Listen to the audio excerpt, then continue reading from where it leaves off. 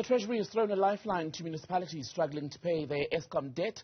Both at the moment stand at around 60 billion rand. 28 of 68 debt relief applications received have now been approved. For more on this, let's talk to the Salga Municipal Finance Portfolio Head, Lerato Phasha. A very good evening to you, Lerato. Good to have your time. So, debt of over 60 billion rand owed to Eskom by the country's municipalities. This problem has been spoken about for so many years, yet it's still getting worse. Why? Good evening, Tembekile, and good evening to the listeners. Yes, the debt has been rising equally to the debt that is being owed by South African consumers to municipalities.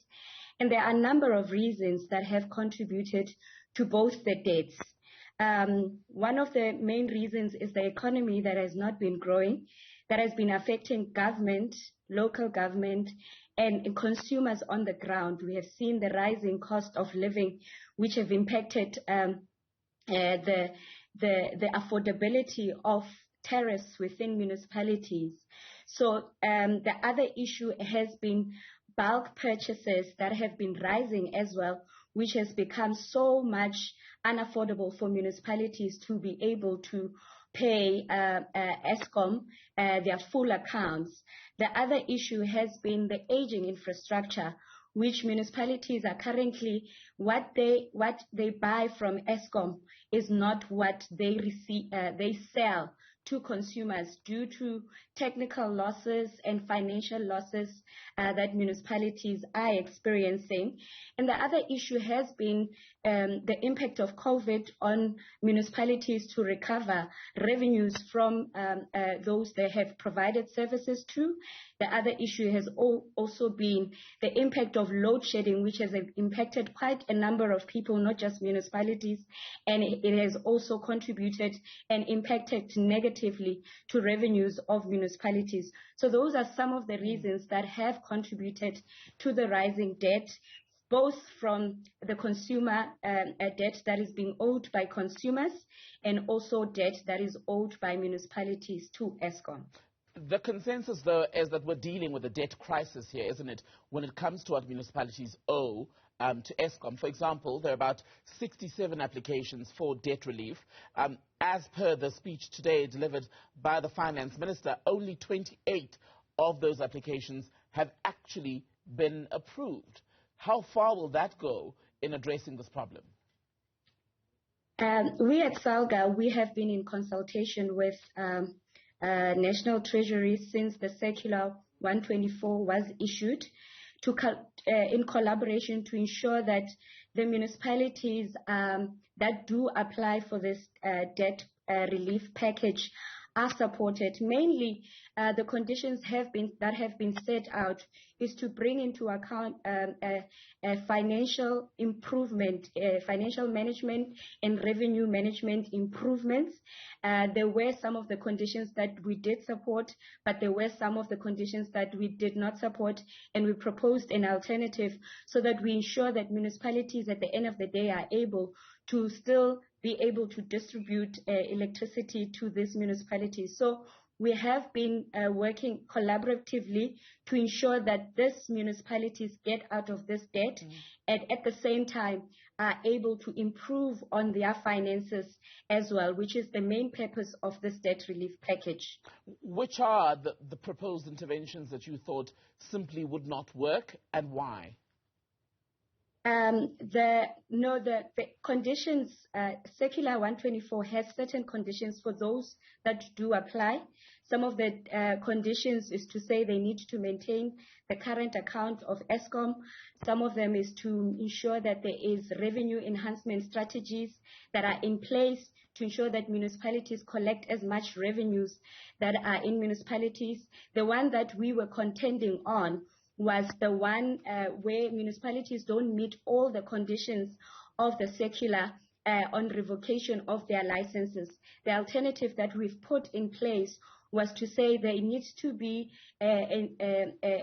replaced by Section 76, 77 and 78 of the Municipal Systems Act, where the first is municipalities need to do an internal assessment of their distribution business of electricity to their consumers to see where are the areas where there are shortfalls or where are the areas of improvements. And then the second phase is where municipalities have done the internal assessment and still see that it is not within them to provide that service financially or viably, then they can get someone to provide that service on their behalf.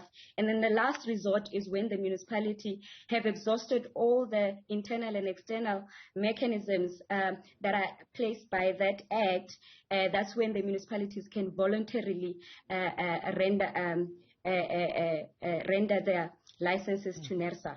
And of course, even with the writing off, Lerato, of the debt, it's not something that happens overnight. There is a process. I mean, you were just speaking to the conditions, and am I right to say that in some instances, basically there has to be, in all instances, in fact, adherence to those conditions for, I think, up to 36 months.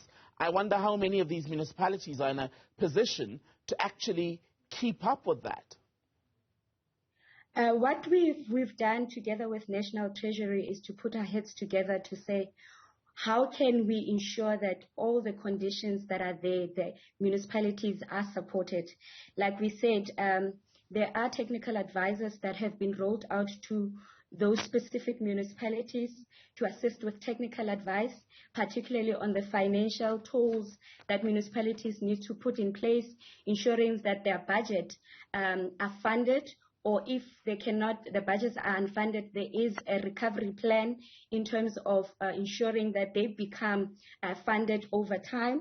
There is also, municipalities are required to do a cost of study to determine how much does it cost for them to provide those services to municipalities. And then there's also the issue where we need to determine the affordability of their consumers to be able to pay the services in return. So those are some of the, and there's also a condition where municipalities are supposed to convert or implement smart prepaid metering so that we move away from where the old way of metering where you use and then we come and bill you afterwards. So we thought this is some of the support programs that we can put in place that are aligned to ensure that those conditions municipalities are able to meet.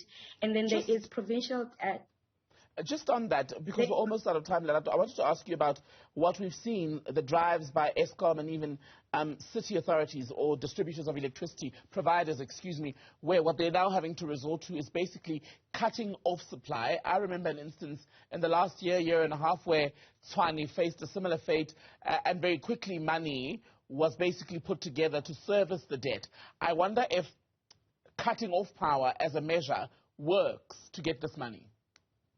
Yes, cutting off power is one of the effective credit control that municipalities has within their bylaws and policies. It just needs to be done more consistently. And this is part of the revenue enhancement mechanisms that this debt relief comes with. And one of the issues is we are also following up with state organs that are owing municipalities. We've engaged them.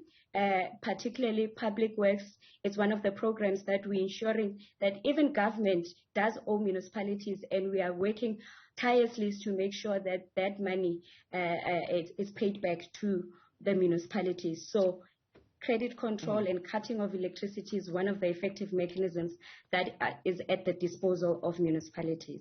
Lerato Phasha, Salga's Municipal Finance Portfolio Head. Good to have your time tonight. Thank you.